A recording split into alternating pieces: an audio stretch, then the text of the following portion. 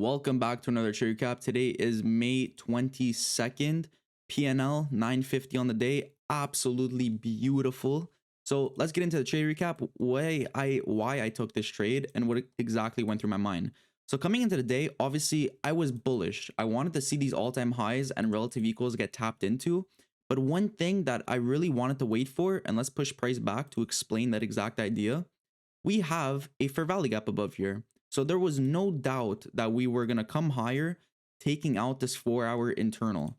Now, which we did, we ended up taking out this 4-hour internal, and we closed right above it. So keeping that in mind, this was showing me that we were bullish on the day for sure, because this is the 4-hour, it's the higher time frame.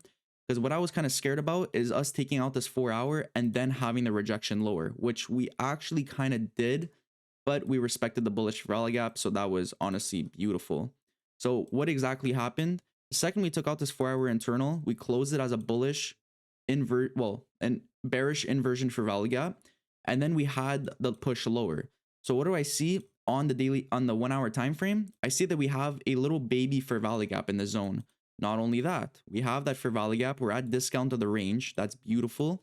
Coming all the way down to the 30-minute. What do we see on the 30-minute? A very crisp and clean fair value gap. And guys, I say this all the freaking time.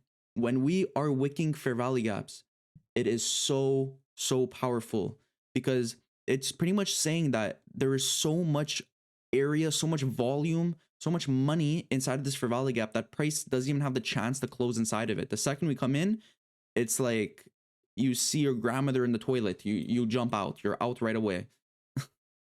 So having that in mind, this is showing very strong bullish price.